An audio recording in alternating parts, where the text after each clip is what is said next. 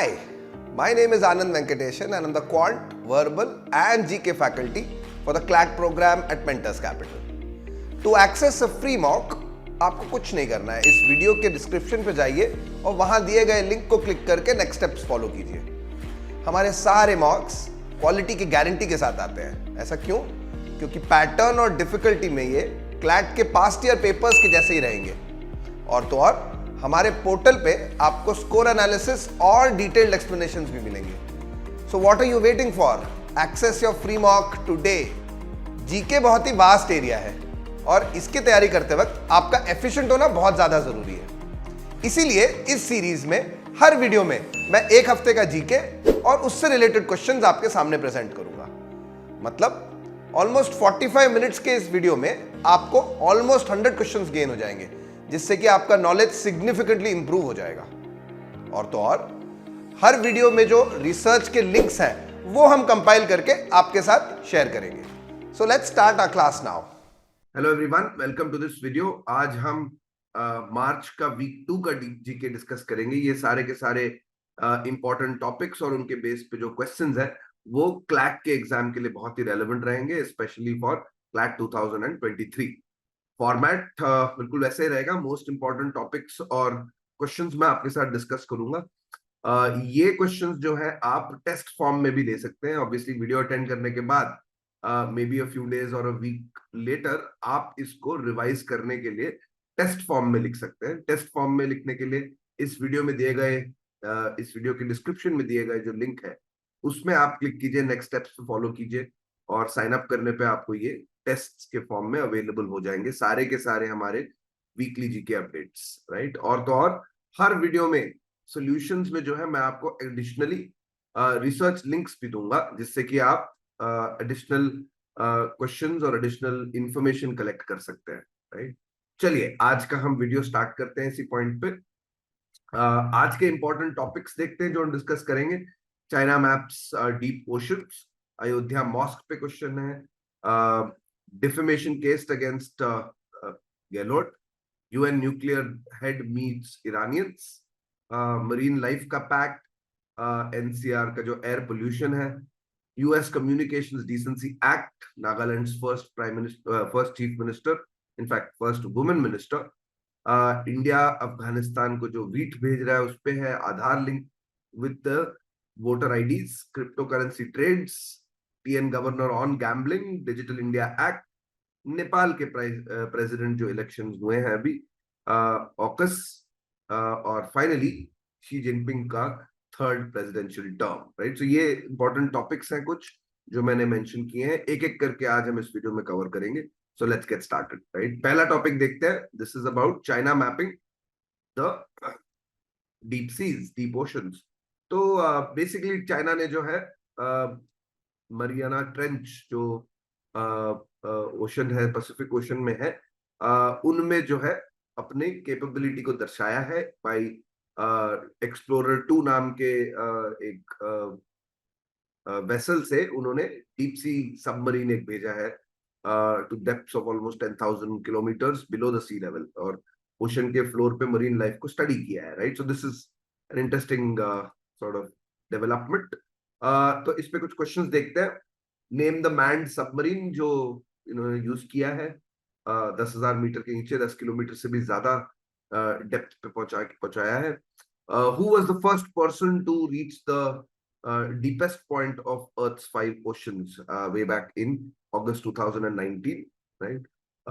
Ocean का ये deepest place है कौन सी जगह पे? And which famous Canadian film maker, बहुत फेमस फिल्म मेकर है जिन्होंने एक्चुअली 2012 में फर्स्ट सोलो डाइव किया था 10,000 मीटर्स की डेप्थ पे, राइट। ये कौन से फिल्म मेकर है? इसके आंसर्स देखते हैं। जो सबमर्सिबल जो उन्होंने यूज किया है चाइना ने, उसका नाम है स्ट्राइवर और फेंडूज, और Victor वेस्कोवा is the Guinness record holder for having visited the 5 deepest points on the ocean in the ocean depth, और in fact इनका एक बहुत इंटरेस्टिंग रिकॉर्ड ये भी है, he also is supposed to have achieved the explorers grand slam। so ocean के deepest point पे भी गए हैं, ये अर्थ के हाईएस्ट पॉइंट्स पे भी गए हैं, नॉर्थ पोल और साउथ पोल पे भी गए हैं, right? So I think he is a true adventurer in that sense. Deepest place in the ocean जहां पे ये सारे डाइव्स किए गए वो है challenger deep, which is in the Mariana trench of the Pacific ocean.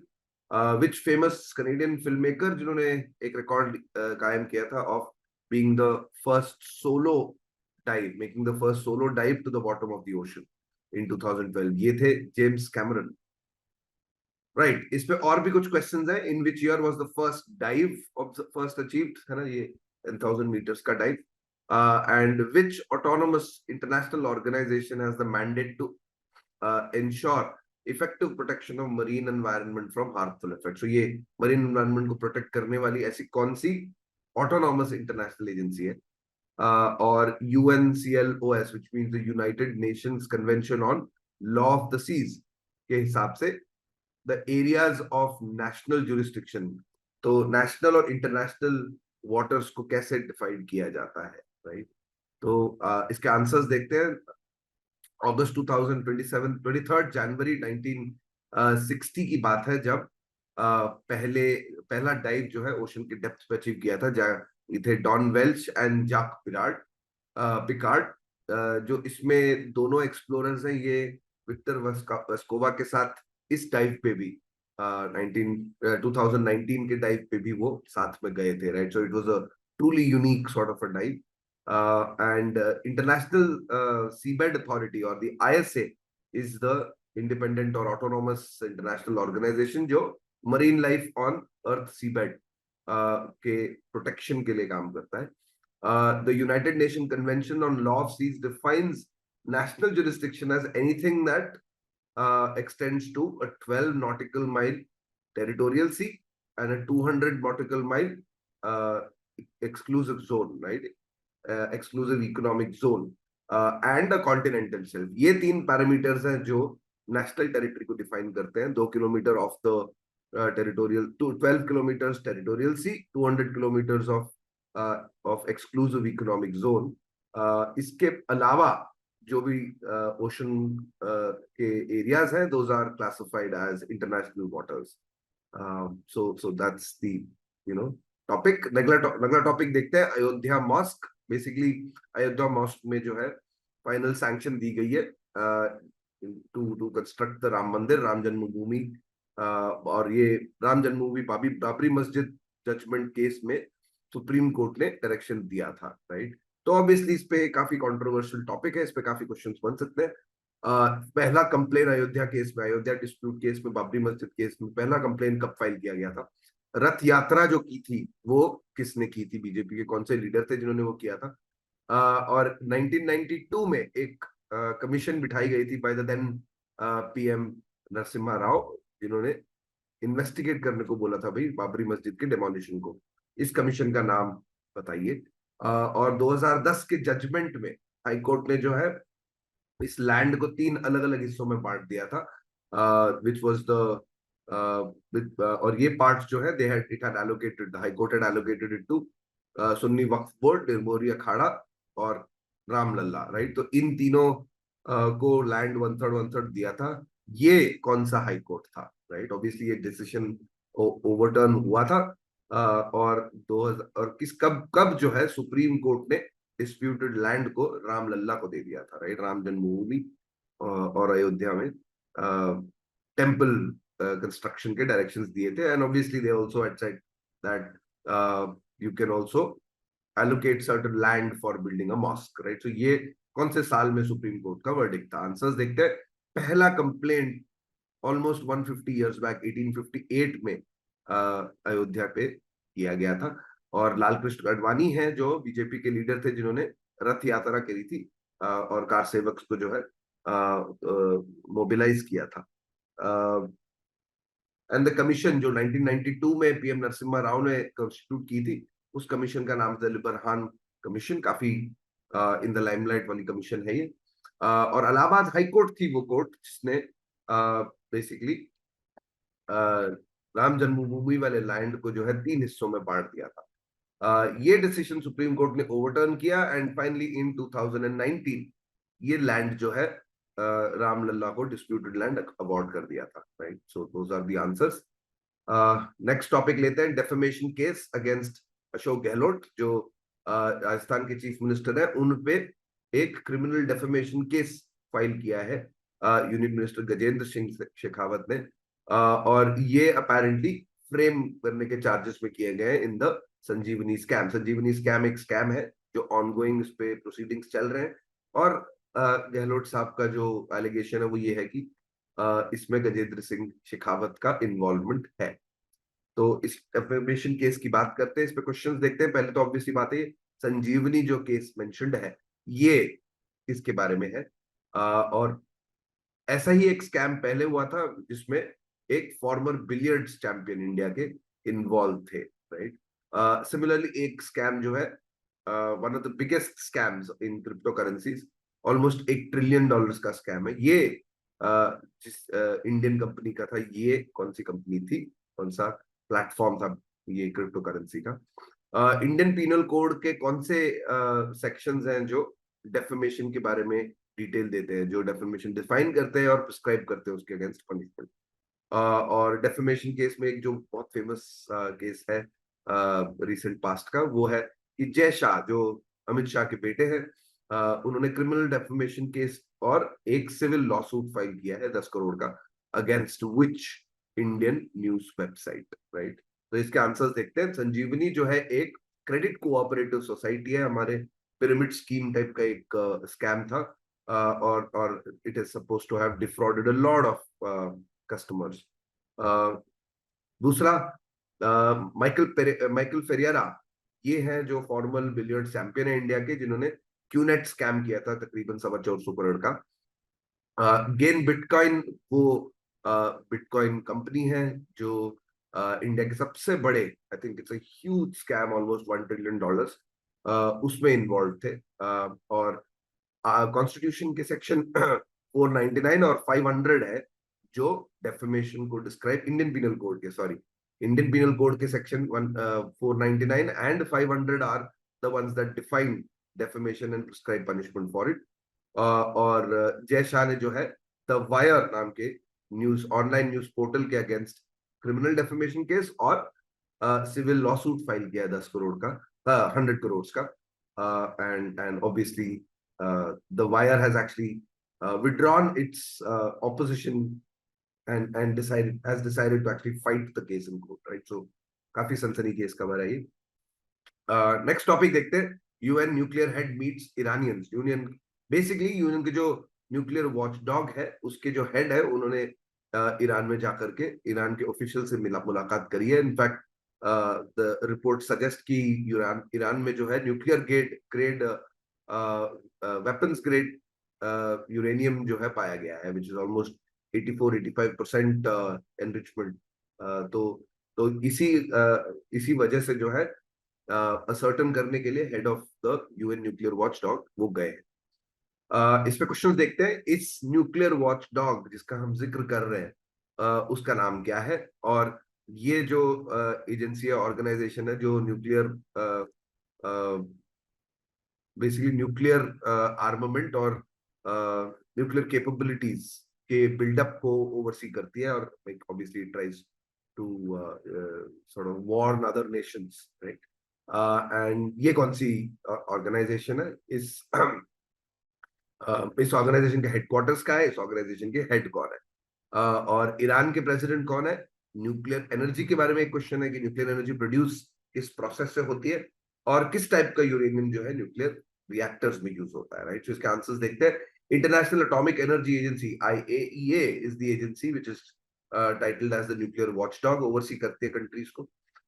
ये बेस्ड है वियना में, और इसके जो करंट प्रेसिडेंट है वो है रफाएल मारियानो ग्रोसी, और ईरान के प्रेसिडेंट है इब्राहिम राइसी। और न्यूक्लियर एनर्जी जो है फिशन रिएक्शन से प्रोड्यूस होती है, याद रखिएगा। न्यूक्लियर रिएक्शन दो टाइप के होते हैं, फिशन और फ्यूजन। फिशन में एटम्स को ब्रेक किया जाता है, स्प्लिट किया जाता है, फ्यूजन में उनको जोड़ किया जाता है, जोड़ के एनर्जी प्रोड्यूस होती है, right? Fission is what is used in nuclear reactors, fusion is what is observed in the sun and stars. and the uranium that is used in nuclear reactors, nuclear fission reactors, is uranium 235.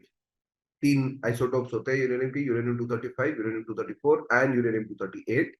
And uranium 235, when enriched to a certain level, is usable as the fissile material for a nuclear core.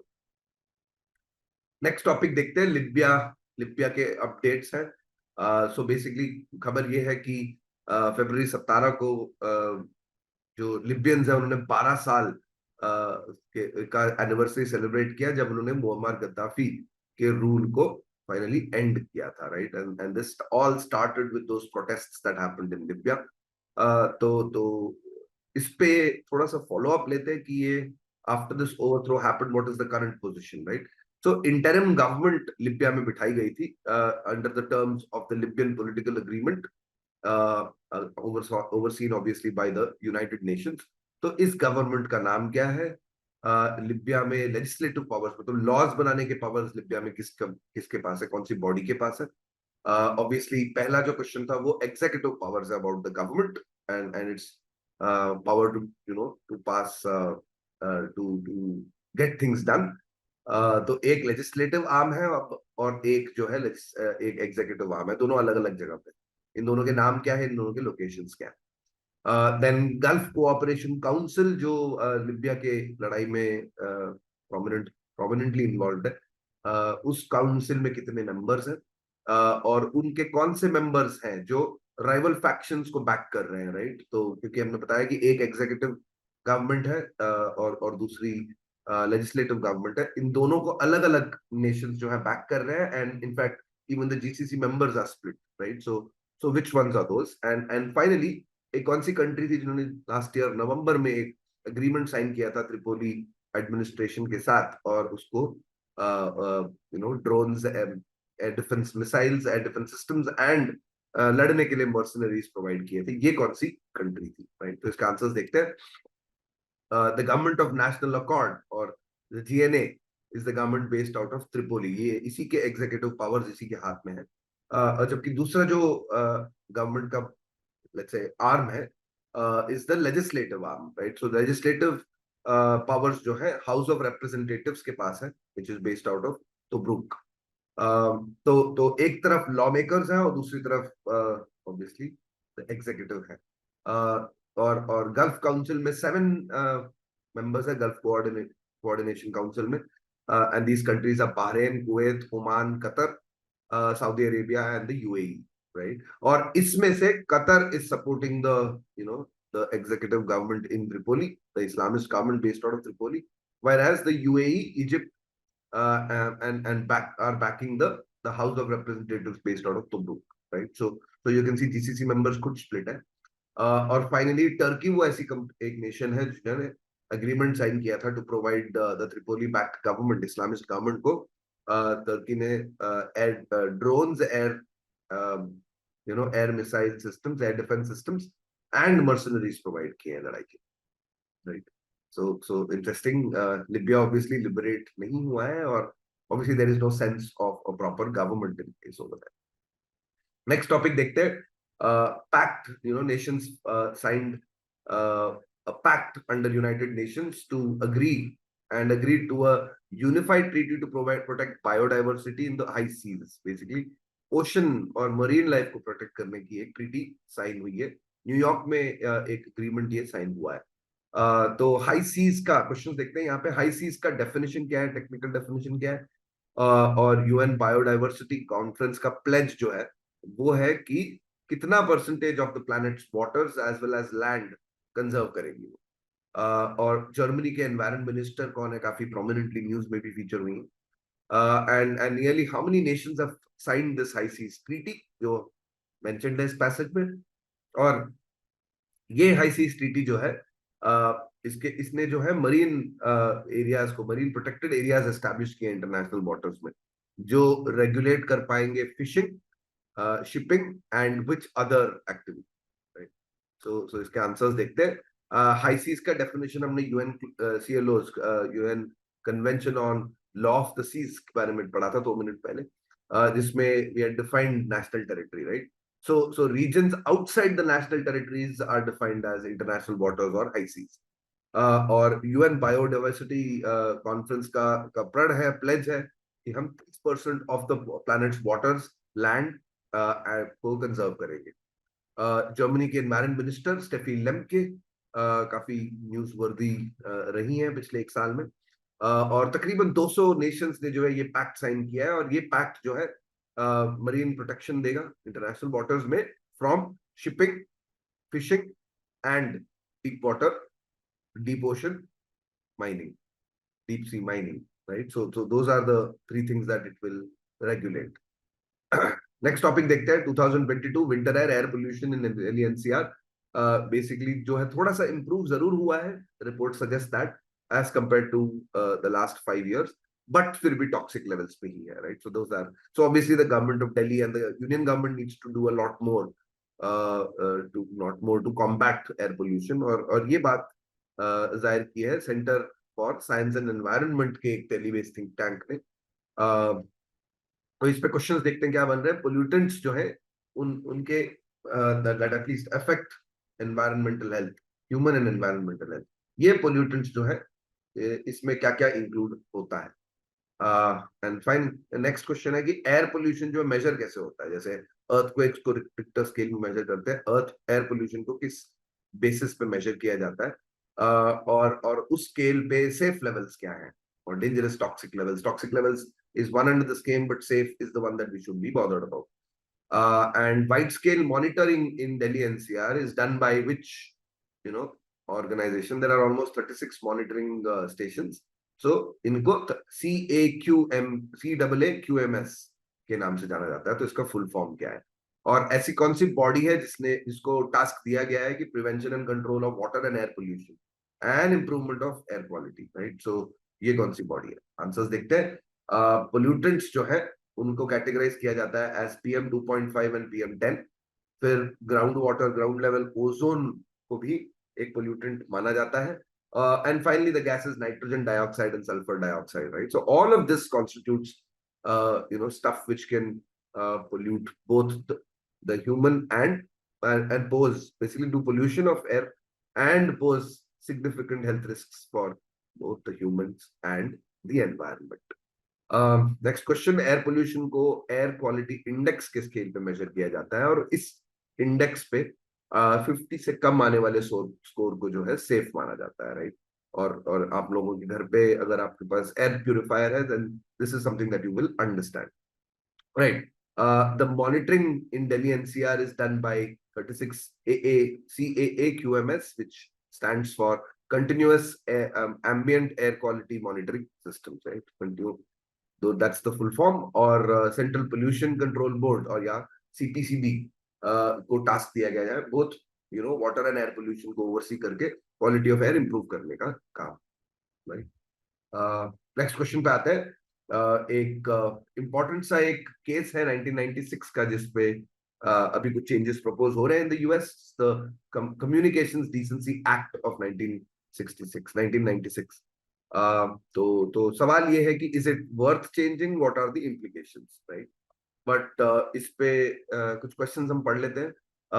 ये basically इस case को क्यों खोला जा रहा है, इस act को क्यों रिविजिट किया जा रहा है, क्योंकि दो lawsuits फाइल हुए हैं against prominent companies, and so these prominent companies are, can you name them, right? Both and then what is common to both the lawsuits, right? And then next question is कि इस act के section 230 के 26 words हैं which have been described in a book and by a lawyer, and specifically a lawyer in the Gonzalez case, Google के lawyer in the Gonzalez case. ये किस नाम से जाने जाते हैं? 26 वर्ड को एक पर्टिकुलर फ्रेज के नाम से जाना जाता है, वो कौन सा है? और यूएस का कौन सा लॉ है, कौन सा act specific piece of legislation है जो प्रोटेक्ट करता है individuals from that provides free speech, right? और रेस्ट्रिक्शन से प्रोटेक्ट करता है. तो ये कौन सा लेजिस्लेशन है यूएस का? और सेक्शन 230 जो यहाँ पे मेंशन्ड है यूएस डिसेंसी एक्ट का, इसके एक्सेप्शन कौन से एक्ट से हमें यूएस में मिलते हैं। तो इसके आंसर्स देखते हैं कि the first thing that's common to both of these lawsuits is that it has been filed by families of those people who have killed in ISIS terror attacks. और इसमें से पहला केस जो है जो गूगल के अगेंस्ट फाइल किया है by the family of Nohemi Gonzalez, and obviously उनका एलिगेशन है कि आपके यूट्यूब प्लेटफॉर्म पे कंटेंट मॉडरेट नहीं हुआ है और बहुत सारे लोगों को ये दिखता है and it is instigating a lot of people, right? Whereas in the second case, the lawsuit was filed by a Jordanian citizen against Twitter, right? तो अगेन दोनों को थोड़ा सा सिमिलर तरीके से दिया जा रहा है कि दर्जा दे रहे हैं आप पोटेंशियल टेररिस्ट को, और it will lead to loss of life. And then the 26 words contained in the United Nations Commission, US Communications Decency Act of 1996, इसमें 26 वर्ड्स जो है इंटरनेट को क्रिएट करने के नाम से फेमस है, right? The 26 words that created the internet, basically इसको रिविजिट अब किया जाएगा इन लॉसूट्स के कारण. और यूएस में first amendment is the legislation that protects citizens from restrictions on free speech, right? And so that's the first amendment. मतलब आप अपने व्यू पॉइंट्स को, अपने थॉट प्रोसेस को आप फ्रीली एक्सप्रेस कर सकते हैं, ये फर्स्ट अमेंडमेंट देता है. And finally, the FOSTA, or the Fight Online Sex Trafficking Act, is the act which can actually supersede the Section 230 of the United Nations Communications Decency Act. अगर Fight Online Sex Trafficking का जो act है ये overrule करेगा दूसरे को, right? All right. Next topic is that Nagaland has its first women minister, which happened as an outcome of the recent elections. और in fact एक नहीं, दो वुमेन है, इनमें से एक को जो है कैबिनेट का बर्थ मिला है. एमएलए एक जो है एमएलए बनी है स्टेट की, और दूसरे का भी पोर्टफोलियो नहीं दिया गया, right? And both of them represent the national democratic progressive party, NDPP के नाम से जाना जाता है. इस पे क्वेश्चंस देखते हैं क्योंकि नागालैंड का मेंशन है, तो what is the capital city of Nagaland, and Nagaland के चीफ मिनिस्टर कौन है? दूसरी बार he has come to power. और इनमें से 3 जो हिल्स हैं वो नागालैंड को बिलोंग करते हैं, बट एक हिल है जो नागालैंड का नहीं है, राइट? वो कौन सा है आइडेंटिफाई कीजिए. I think it's a very simple answer. International women's day 2023 का थीम क्या है? और इंडिया में नेशनल फैमिली हेल्थ सर्वे कौन सी ऑर्गेनाइजेशन, कौन सी मिनिस्ट्री कंडक्ट करती है? And who have been sworn in as the chief minister of Tripura. Again north east में इलेक्शंस हुए हैं, तो Nagaland and Tripura have seen appointment of the chief minister recently, right? तो answers देखते हैं. नागालैंड का कैपिटल है कोहिमा, और नागालैंड के चीफ मिनिस्टर जो है सेकंड स्ट्रेट टर्म के लिए कॉनराड सांगमा होंगे. और Garo hills, Khasi hills and the Jaintia hills belong to Nagaland, but the Mizo hills obviously do not, they belong to Mizoram. और 2023 के इंटरनेशनल वुमेन्स डे का थीम है digital, basically innovation and technology for gender equality. और national family health survey जो है ये ministry of health and family welfare conduct कराती है. And chief minister of Tripura जो है वो रहेंगे mister Manik Saha. So those are questions from this topic. Next topic पे आते हैं. इंडिया ने जो है एक्सेप्ट किया है to send wheat to Afghanistan. तो खबर ये है कि एक जॉइंट वर्किंग ग्रुप है on Afghanistan between India and central Asian nations. और इस कमिटी की मीटिंग में डिसाइड किया कि भाई let us help Afghanistan out. They are running, they need lots of money to feed their people. So wheat provide करेगी, India ने कमिटमेंट दिया है. और ये थोड़ा सा फॉर्चुनेटस है क्योंकि पाकिस्तान को जो हमने कमिट किया था to send wheat to Pakistan, that commitment has not been entirely fulfilled, and so there is a surplus of wheat lying with us, at least allocated for Pakistan, that we can now send to Afghanistan. तो agreement Pakistan के बारे में पहले पूछ रहे हैं कि इमरान खान के साथ एक अग्रीमेंट हुआ था इंडिया का, जहां पे इंडिया ने प्रॉमिस किया था कि कुछ टन व्हीट जो है पाकिस्तान भेजेंगे, और उसमें से obviously not all of it has been sent out.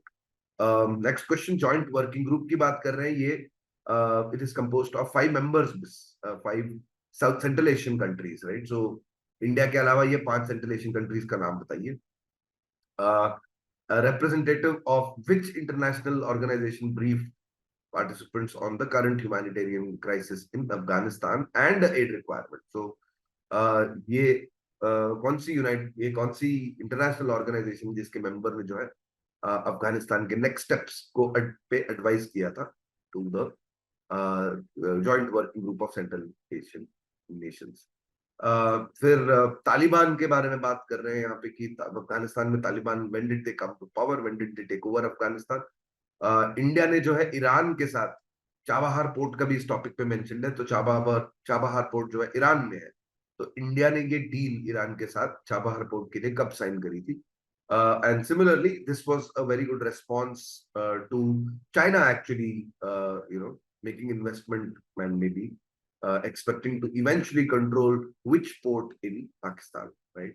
तो इसके आंसर्स देखते हैं। इंडिया ने जो है इमरान खान के साथ डील साइन किया था 50,000 मेट्रिक टन वीट भेजने का, इसमें से 40,000 वीट टन ही गए हैं, 10,000 टन नहीं जा पाए हैं बिकॉज इधर इनिशियली सप्लाई जो है फ्लड्स की वजह से डिसरप्ट हो गई थी और उसके बाद जो है पाकिस्तान के कोई रिस्पॉन्स नहीं मिला। जॉइंट वर्किंग ग्रुप जो है इंडिया और सेंट्रल एशियन नेशंस का, उसमें 5 सेंट्रल एशियन कंट्रीज हैं जो इन्वॉल्व है। These are Kazakhstan, Turkmenistan, the Kyrgyz republic, Tajikistan and Turkmenistan, right? So these 5 Central Asians countries met, or these representatives from there met with the Indian counterpart, and then they discussed things about Afghanistan. ये council जो है 2 साल में एक बार meet करती है, that is the mandate. United Nations World Food Program, right, or WFP, is the one that that sat in and made recommendations for about the current crisis going on in Afghanistan. So Taliban has come to power. There is no official elected government there, and so that's the situation in Afghanistan. Taliban का take over जो है 2021 में complete हुआ था। US ने अपने troops withdraw कर लिए थे, and Pakistan, Afghanistan, Taliban came out and they said well now we are in power. And 2016 की बात है जब इंडिया ने चाबहार पोर्ट के लिए ईरान के साथ डील साइन करी थी, and this was a response to China signing making investments into the Gwadar port in Pakistan, right? Next topic पे आते हैं। आधार को लिंक किया जाएगा वोटर आईडीज के साथ, ये प्रपोजल है, एंड ऑब्वियसली ये काफी कंट्रोवर्शियल प्रपोजल है क्योंकि आधार जो है बैंक अकाउंट्स में भी नहीं मांगना मैंडेटरी है। इस टाइप के एक वर्ल्ड में रहते हैं जहाँ पे there are huge privacy concerns, so linking it with voter ID would mean that politicians will actually get data, right? And while this data might not be directly procured, but collection के time पे ही ये data जो है transfer हो जाता है, right? So that's a big concern that activists and citizens have. इस पे क्वेश्चंस देखते हैं। आधार कार्ड जो है कौन सी अथॉरिटी इशू करती है, और आधार सॉरी वोटर रजिस्ट्रेशन के लिए कौन सा अमेंडमेंट अलाउ करता है to seek the Aadhaar number, right? 2018 के एक वर्डिक्ट में सुप्रीम कोर्ट ने आधार पे जजमेंट दिया था। ये जजमेंट क्या था? और 2018 के सुप्रीम कोर्ट जजमेंट में आधार ने जो है आधार को मैंडेटरी किन किन चीजों के लिए बनाया गया, and this mandatory linking of the Aadhaar to your bank accounts, your SIM purchase, and your other financial services, including taxation, right? तो इस पे क्या अभी करंट पोजीशन है? इसके आंसर्स देखते हैं। UIDAI और the unique identification authority of India is the one that issues the Aadhaar. Election rules amendment act 2021 के ये अमेंडमेंट जो है it allows officers to ask for Aadhaar, although it's not mandatory but they do ask for Aadhaar. And in 2018 the Supreme Court held that Aadhaar is actually constitutionally valid क्योंकि contention petitioner का एक supreme court के ही जज थे वो, उन्होंने petition किया था कि आधार अनकॉन्स्टिट्यूशनल क्योंकि लोगों का डाटा जो है शेयर हो जाता है, प्राइवेसी कंसर्न है इसमें। but the Supreme Court came out and said no, it's completely constitutional and this actually benefits disenfranchised people जिनको subsidies और grants और commissions scholarships दिए जाते हैं। 2018 के सुप्रीम कोर्ट वर्डिक्ट में आधार ने जो है for the explicit purpose of availing government subsidies or government scholarships, Aadhar compulsory है, right? And mandatory filing of Aadhaar for bank accounts, SIM cards, and other financial services has actually been extended indefinitely, right? So that's the position on Aadhaar. Next topic देखते हैं, education in the 2023 budget. Well, the idea is कि 2023 का budget actually education allotment थोड़ा सा कम ही हुआ है, if not more or less the same number as last year. And there are plenty of expectations on education because with the NEP or the National Economic Education Policy and sweeping changes जो उस पे हुए हैं, तो education का topic जो है CLAT के लिए शायद काफी important रहेगा. इस पे क्वेश्चंस देखते हैं. How much has budget 2023 allocated for education? How much of it has actually increased over the previous year? और 2023 में 4,000 करोड़ जो है पीएम श्री के लिए एलोकेट हुआ था. पीएम श्री का फुल फॉर्म बताइए. सिमिलरली HEFA का फुल फॉर्म बताइए. और एक रेलेवेंट टर्म है to AI which is AI and online learning which are called MOOCs. तो मूक का फुल फॉर्म बताइए. और 2020 में ऐसा कौन सा ऑर्गेनाइजेशन सेटअप हुआ था that that will strengthen the governance structure of research based institutions. So basically research facilities को govern करेगी, regulate करेगी और encourage करेगी, right? तो ऐसी कौन सी organization बनी है. इसके आंसर्स देखते हैं. बजट 2023 में 8,000 करोड़ का एक्स्ट्रा एडिशनल इंक्रीज हुआ है, but it is very minuscule, right? And 4,000 crores has been committed to PM Shri, which stands for PM Schools for Rising India. And HEFA refers to Higher Education Funding or Financing Agency, right? MOOC का full form है Massive Open Online Courses. Coursera, yeah, other such platforms are called MOOCs. And the National Research Foundation or the NRF was specifically constituted with the mandate to strengthen the government का structure and research oriented institutions बनाने के लिए, right? जो obviously उस जमाने में काफी personal pitching से होता था. अब जो है एक नेशनल रिसर्च फाउंडेशन एस्टैब्लिश करी गई है. नेक्स्ट टॉपिक पे आते हैं. क्रिप्टो ट्रेड्स को जो है मनी लॉन्ड्रिंग लॉस के अंडर लाया गया है. तो इसका इम्प्लीकेशन क्या है? Obviously then virtual currency and print currency will probably be treated at par, right? So इस पे क्वेश्चंस देखते हैं. इस नोटिफिकेशन के तहत जिसमें क्रिप्टो करेंसी ट्रेड्स को जो है ट्रेडिंग को जो है मनी लॉन्ड्रिंग स्कीम के अंडर लाया गया है. तो इस नोटिफिकेशन में crypto dealers, exchanges and intermediates इन पे क्या असर, इन पे क्या इफेक्ट रहेगा. एंड कोई भी फाइनेंशियल रॉन्ग डूइंग जो है जो क्रिप्टो करेंसी के से रिलेटेड है, वो उसको उस पे इन्वेस्टिगेशन करने के लिए कौन है, right? And what is the jail time proposed for this kind of an offense, prevention of money laundering act. And again coming back to the notification, इस notification में government ने anti money laundering provisions जो है किस पे सौंपे हैं. और अप्रैल 2022 में इंडिया ने जो है इनकम टैक्स डाला है ऑन क्रिप्टो करेंसी. तो ये interestingly what is that number, what percentage slab will apply to cryptocurrency. And तो आंसर्स देखते हैं इसके. Basically crypto dealers, exchanges and intermediaries need to do a few things under the above notification. These things include कि आपको KYC करना है हर customer का, हर user का. वो रिकॉर्ड्स मेंटेन करने हैं about all your clients, all your users, and every time you notice something suspicious, और banks ये करते हैं कि अगर suspicious withdrawal हुआ है तो they'll block your card, they'll block your account, right? So in this case, in case of suspicious activity, report back to the government, right? So those are things involving cryptocurrency dealers, exchanges and mercenaries. और कोई भी अगर इस पे financial irregularity होती है तो PMLA act के इन्वेस्टिगेशंस जो है एनफोर्समेंट डायरेक्टरेट या ED करती है. और इस under prevention of money laundering act the punishment awarded is a minimum of 3 years, right? Or I think fine, rupee value of fine भी हो सकता है.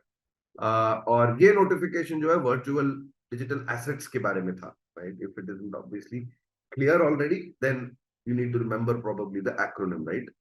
the VDA or the virtual digital assets. और India ने जो है जून में अप्रैल में सॉरी 30% टैक्स स्लैब इंट्रोड्यूस किया था for cryptocurrencies, right? And while that might sound quite steep, it is one that is needed. Next topic, Tamil Nadu के गवर्नर ने जो है ऑनलाइन गेमिंग पे एक बिल जो टीएन असेंबली में पास हुई है उसको आगे पास नहीं किया, उसको वापस भेज दिया इनफैक्ट। और ये घटना घटी है अक्टूबर 19 को, राइट? तो वापस भेज दिया था, तो अब वापस आया, but he is not really signing it. तो इस पे क्वेश्चन देखते हैं कि टीएन गवर्नर जो श्री रवि हैं, उन्होंने एक ऑर्डिनेंस पास किया था। Remember, ordinance is something that you know the either the speaker of the house or the sorry when the MLAs are, when the parliament is not in session or the assembly is not in session, तो ordinance के माध्यम से जो है या तो state के governor जो है he can pass ordinances, या vice president can president can pass ordinances. तो इसके बारे में एक हम पहले डिस्कस कर चुके हैं इस टॉपिक पे, do watch that video, watch those questions. And as regards why this online gaming is a controversy is because इसमें काफी suicide हुए हैं, लोगों ने उधार लिया है to place debts and play these online games of luck, और इस पे पैसा लूज करने के कारण जो है काफी suicides हुए हैं। तो इस विषय में once the जब ऑर्डिनेंस इन्होंने पास किया था, तो एक कमिटी सेटअप करी थी तमिलनाडु के गवर्नमेंट ने to investigate this mass suicides because of gambling, and so इस कमिटी के लीडर कौन थे, right? Who led this committee? और 2021 की बात है कि एक एक्ट को जो है इस रिलेटेड एक्ट को कॉन्स्टिट्यूशन के अगेंस्ट, कॉन्स्टिट्यूशन के अल्ट्रा विरस बताया गया था सुप्रीम कोर्ट के द्वारा, और फिर उन्होंने ये एक्ट को स्ट्राइक डाउन कर दिया था। तो ये कौन सा एक्ट था, राइट?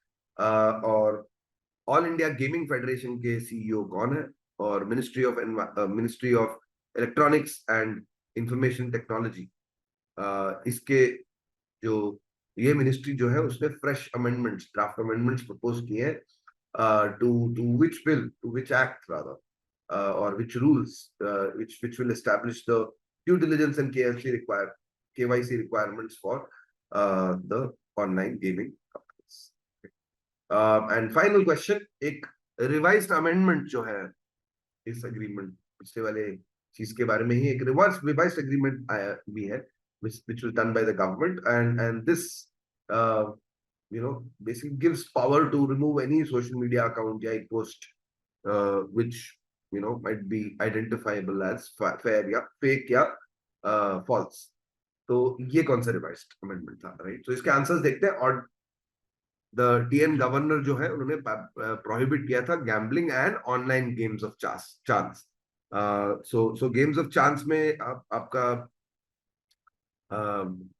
रमी या पोकर नहीं काउंट होगा, क्योंकि these are at least accepted in India by few judgments that that these will be games, right? And the idea is that the governor then passed a passed an ordinance which said that these are indeed games of skill, not games of luck, because और government का contention है कि क्योंकि इसके starting conditions जो pack of cards use हो रहे हैं, लेट्स से फॉर सॉलिटेयर, और the starting position is defined by a computer algorithm, और ये तो ट्रिक करा जा सकता है, राइट? ये मैनिपुलेट किया जा सकता है, इसलिए the government is not willing to relent, right? And that's why they believe that these ones are called games of luck, not game of skill, game of chance.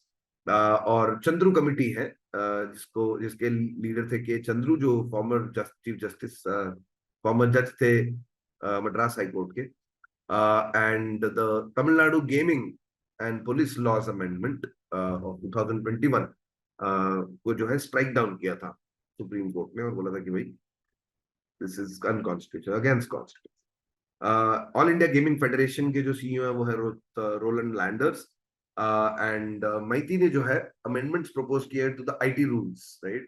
IT information technology intermediate guidelines and digital media ethics code, right? So ये amendment propose किए हैं minister of electronics and information technology, right.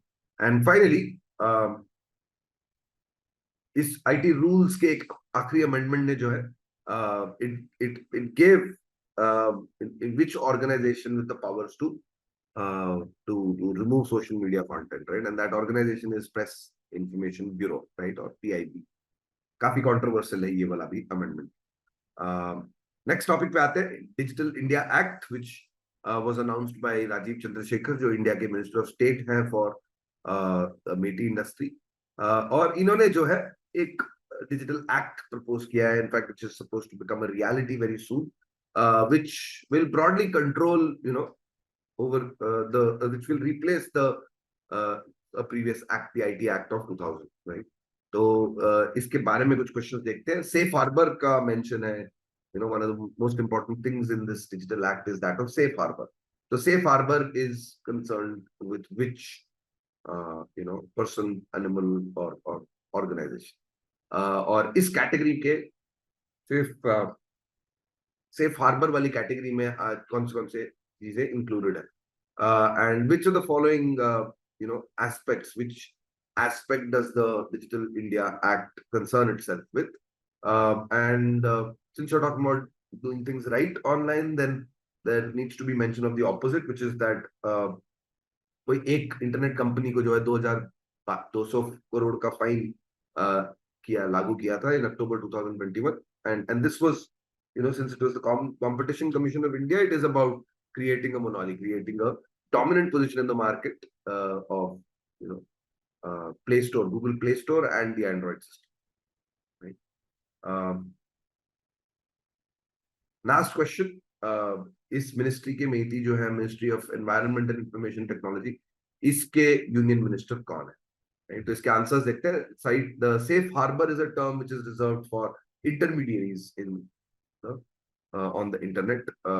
Basically app के जो social media platforms हैं वगैरह, उनको intermediaries के नाम से जानता है और जाना जाता है, और इनको इम्यूनिटी मिलती है कि they are not liable for any sort of content और defamation on their website, because well they only assimilate information, they are not creatively owning it. और इस कैटेगरी में जो है इंक्लूड होते हैं इंटरमीडिएट्स की कैटेगरी में सोशल मीडिया की companies, telecom service providers, web hosting service providers and search engines, right? So they're all brought under the ambit of what we know as intermediaries, which will be changed, soon to be changed. In fact, अभी draft आएगा एक आध महीने में, तो उसके बाद जो है पब्लिक कंसल्टेशन के बाद it will then get passed as a bill. And the Digital India India Act concerns itself with cyberbullying, with doxing, with fake news, and finally, grievance redressal, right? So all of these aspects are concerned with by the Digital India Act, and those are 22 crore का जो fine लागू किया गया था, that was against Google rather. And finally, if the Union of Minister for State is Rajiv Chandrasekhar, then who is the Union Minister, right, for the same ministry? वो है अश्विनी वैष्णव, right? Which brings us to next topic. Nepal के president elect हुए हैं, and this was a common person in the party, right? And at this appointment, obviously it's a soft sort of position in Nepal as well. इतने सारे powers नहीं है, but कुछ discretionary powers हैं, right? So they did get heated up. तो इसमें questions देखते हैं कि नेपाल जो है when did it finally become a republic? And अगर नए appointment आज president की हो रही है, तो who was the outgoing president of Nepal? और नेपाल के ऐसे कौन से नदी से जो है large stones दो उठा के ट्रांसपोर्ट किए जा रहे हैं to Ayodhya in order to frame to create sculptures or frame for murtis for Lord Ram, Lord Sita Mata and Ram Lalla. Okay. And Nepal is a full-time member of which regional initiative by the Chinese. And Jan 2022 में नेपाल और India ने एक MOU sign किया था to build a bridge across a river, and that river is supposed to demarcate the boundaries of the two nations, right? So what river was this? Right, इसके answers देखते हैं। नेपाल जो है finally 2008 में एक Republic बना, और नेपाल के जो आउटगोइंग प्रेसिडेंट है वो है विद्या देवी भंडारी, और एंड कालीगंगा की रिवर है जिसपे जिससे स्टोन्स बड़े बड़े उठा के लाए जा रहे हैं इंडिया के waste Bengal, sorry Uttar Pradesh state में, जहां पे अयोध्या का कंस्ट्रक्शन बनेगा। And Nepal is a member of the One Belt One Road initiative, or what is properly known as the is the Belt and Road initiative, right? So these are things जिसके और rather ये initiative है जिसको accept किया है नेपाल ने। And finally the Mahakali river is the one that demarcates the borders between India and Nepal, और इस रिवर के ऊपर एक ब्रिज बनाने के लिए एमओयू साइन किया है, which India will provide plenty of funds, but that's the news point. Next topic, Australia, UK, US. AUKUS is the is the strategic sort of meetup, military meetup, and it's going to be crucial, right? Is what the report says, because इसमें informal की बात कर रहे हैं, partnership की बात कर रहे हैं, तो ऑब्वियसली क्वेश्चन देखते किस टाइप के बनेंगे कि ऑस्ट्रेलिया ने न्यूजीलैंड और यूएस के साथ एक ट्रीटी साइन करी थी 1952 में, राइट? तो इस ट्रीटी का नाम क्या है? And the collective defence under the above treaty, जो मतलब मैंने बताया था, that was formally invoked only once, and so what event triggered that? Name the Indo Pakistan, sorry, name the Indo-Pacific Partnership of Nations, which includes both the US and Australia, right? And which international treaty's objective जो है वो है कि nuclear proliferation नहीं होना चाहिए, right? So ये कौन सी बॉडी है, और इंडिया के कितने नेशंस हैं, सॉरी दुनिया में कितने नेशंस हैं जो ऑफिशियली जो है न्यूक्लियर वेपन के नाम से जाना जाते हैं, राइट? सो आंसर्स देखते हैं इसके। The treaty was signed between Australia, New Zealand, and US way back in 1952, and it was called the AUKUS Treaty, right? Australia, New Zealand, US. And the collective defense under the above article was actually formally involved after 9/11 attacks in the US. And India, Australia, Japan, and US are involved in a joint sort of partnership called the Quad. And the Non-Proliferation Treaty, or the NYT, is a treaty that is objective इस treaty का है कि nuclear weapons ना बने, ना test हो, ना leakage वगैरह हो, right? So this is the organization, and finally कितने nations जो हैं न्यूक्लियर वेपन नेशंस के नाम से, न्यूक्लियर वेपन स्टेट्स के नाम से जाने जाते हैं? So there are 5 others, right? 5 states: the US, France, Russia, UK, and China, right? So those are the nations involved in that currently have nuclear capabilities. In fact, 3 ऐसे non-members, I think 4 ऐसे non-members भी हैं जो join करने वाले हैं, right? That will come and play. That will come and they have already declared rather कि हमारे पास nuclear weapons हैं, nuclear weapons test किया है nuclear power. India's position obviously is that we're doing it not to go on war. We want it to be a deterrent. चलिए, last topic of the day, which is Jinping को जो है तीसरी बार president बनाया गया है, and this is historic. Obviously late last year उन्होंने अपनी पार्टी के पे भी चेंज किए हैं, चेंजेस अमेंडमेंट्स किए हैं, which gave him a third term. तो इस पे क्वेश्चंस क्या बनेंगे? रूलिंग कम्युनिस्ट पार्टी के जनरल सेक्रेटरी कौन है? वाइस प्रेसिडेंट जो है चाइना के रीअपॉइंट हुए हैं, उनका नाम क्या है? And which person has been now appointed as the premier of China? और ऐसा कौन सा इंसिडेंट था जो प्रोटेस्ट हुए थे चाइना में और क्रैकडाउन हुआ था उन प्रोटेस्ट पे चाइनीज गवर्नमेंट के द्वारा, राइट? फेमस प्रोटेस्ट का नाम बताइए।